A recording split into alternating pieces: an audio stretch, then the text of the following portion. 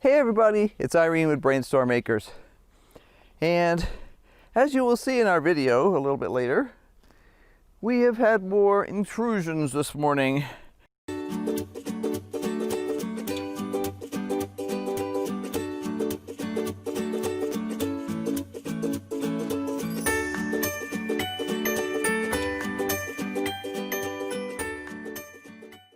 Our little team of two bucks, big ones, probably the biggest ones I've seen in 30 years. They're desert mule deer, which is an unusual color and not all that common around here actually. But they came through again this morning and chomped on a bunch of stuff. So you can't keep them out, but you can discourage them, and that's what I'm going to do this morning, hopefully.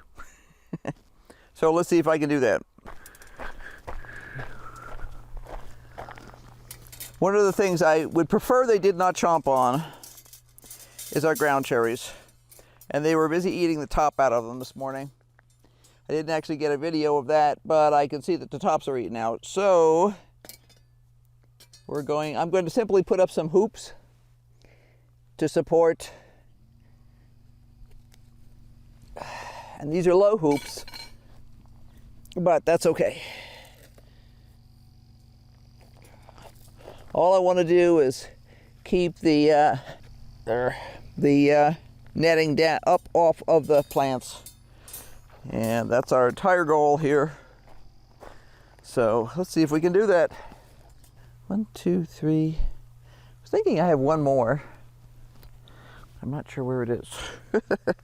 Of course, because I thought I had a set of 6 of these. I bought them, ooh, gosh, I can't imagine how many years ago. It's got a piece of cord on it, and of course I don't have a cutter in my pockets. But if I can slide this off, it'll do just as well as a cutter. There we go. I'm also going to stop to harvest a few cherries in here before these are ground cherries, husk cherries. Call them what you will, they're delicious. And apparently the deer thought they were delicious too. So, yeah. We're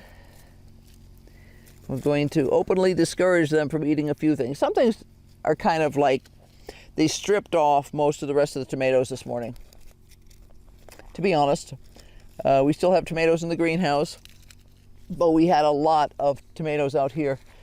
A lot of homesteads, several Amanda oranges, granaderos, and other things over in the straw bales. They did a real good job on the straw bales this morning.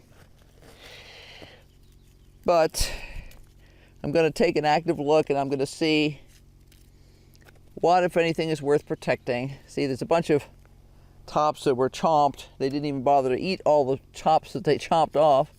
And I'm always intrigued by this, because we see the rabbits around here eating solanum and other things like that are in the nightshade family, and of course we're not supposed to eat nightshades, but it sure doesn't seem to affect a lot of the wild animals.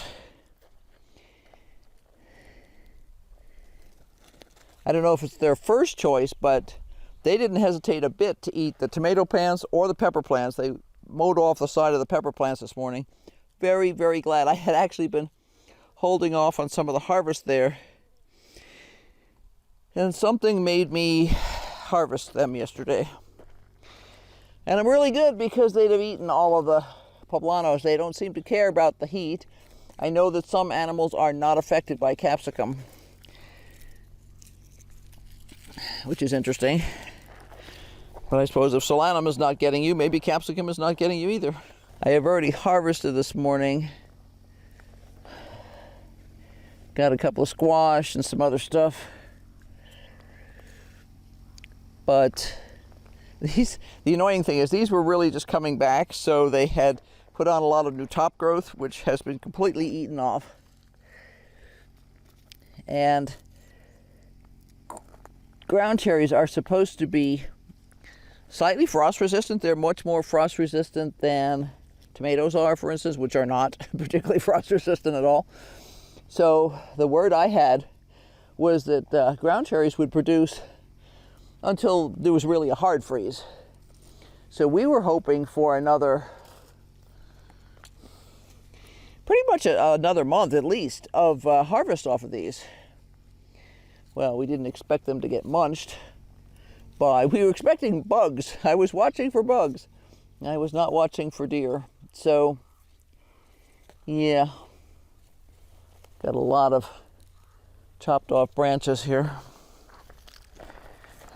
So what I'm going to do is I'm simply going to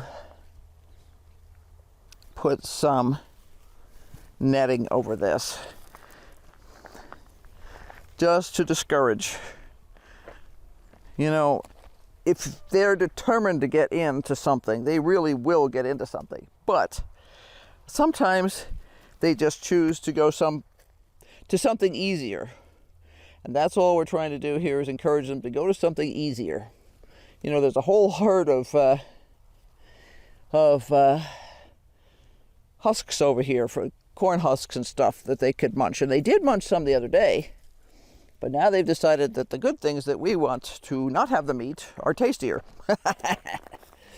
So, yeah. We're going to see if we can change that attitude a little. And we'll see if this does any good. I don't know. You know, you use netting similar to this for birds. And it's just a physical sort of discourage them sort of thing. I have a tarantula hunter who's decided this is a good place to be right now. And I disagree with him. It is not a good place to be.